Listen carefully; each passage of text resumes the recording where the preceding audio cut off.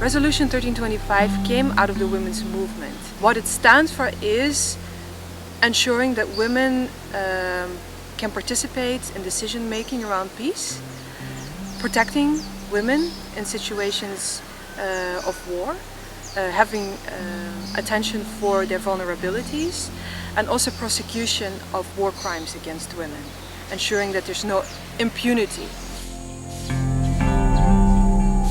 During Beijing in 1995, women really stated that women have a role to play in conflict resolution, and women are also affected by conflict and war in specific ways.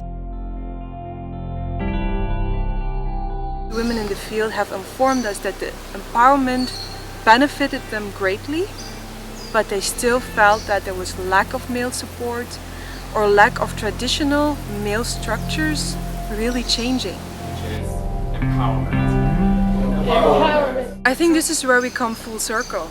This is where we start with women raising their voices, saying we're part of this world and please, your peace building will be more successful if you involve the other half.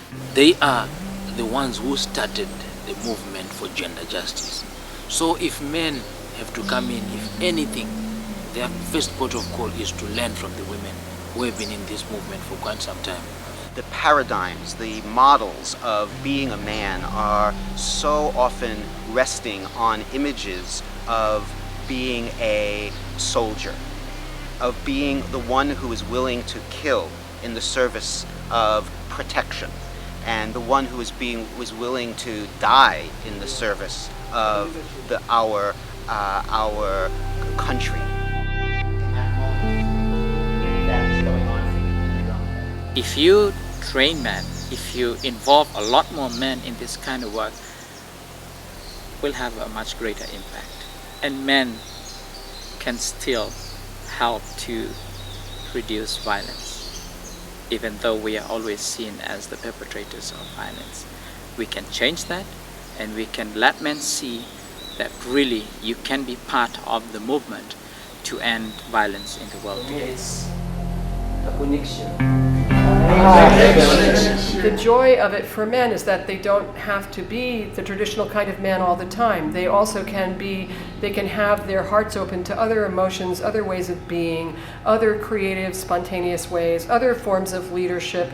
So it's very much releasing men from the bondage of these horrific, violent roles that are just automatically given to men, and men don't have an opportunity to have a choice. They're not just one role in their life. They are a man, a spiritual man, an actively nonviolent man, a student, a teacher, a religious leader, a brother, a son, a father, a friend, a lover. So I've been looking at this full role repertoire so that they can begin to have choices. We started with some action exercises where they looked at their feelings and what it is to be a gender-sensitive, active, nonviolent man. Men in violence, military, men in violence, men in violence, entry, men in violence, dominant. There is a branding and name, analyzing on that.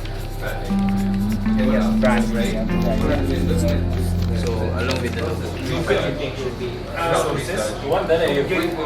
the man was described in terms of how much he was domineering, which meant that some men were even more manly than others. And you know the young boys, once you give them that authority, they are going to misbehave. They might even rape the women.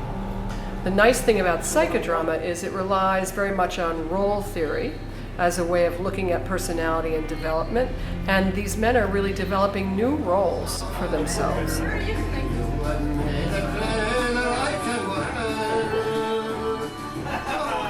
Now that I have been trained, I'm going to train other people who will understand the issues the way I understand them, who will work with me and support me as allies, and together we'll then see how we can expand the network and work with more men. I learned from this training on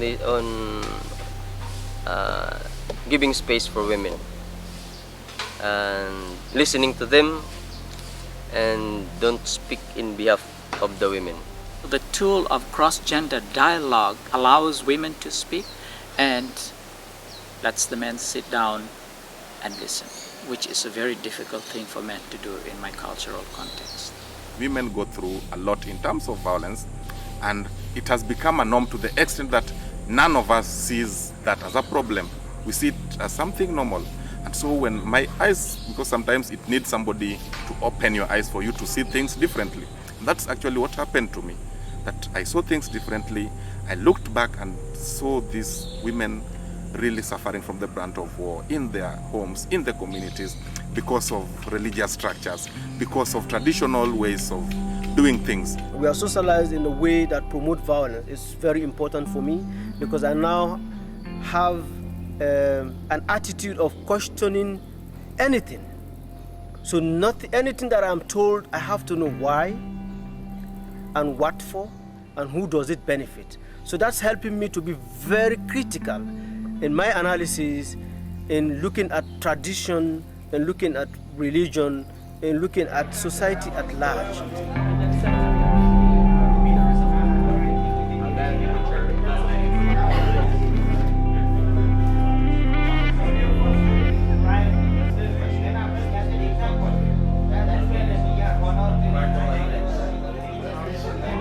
Going from patriarchy to gender equality is something like personal. It's like transformation. Yeah. You transform yourself. Go on, just shoot ideas, shoot them, like just put them out. Pedagogy, to a degree, is based on programming and peace building, where you look at the problem, you look at the actors, you look at who you are. The next level is education of the one who is causing the injustice and then making them see how they are also losing out. And this is where we're going full circle now. We have to deconstruct those images, and we have to understand that they have been used in the service of maintaining systems of structural and institutional and international violence that we are being sacrificed for. We as human beings are being sacrificed. And so when we can understand that, we can start to find our true power, which is to stand separate from those things, and that we can start to be agents of change.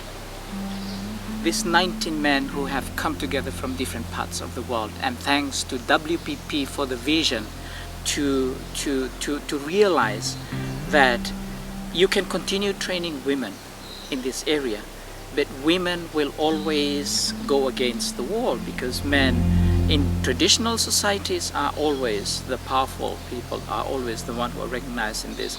So in a way, WPP, in bringing men together for the first time and from 17 countries in the world, is actually creating a new model.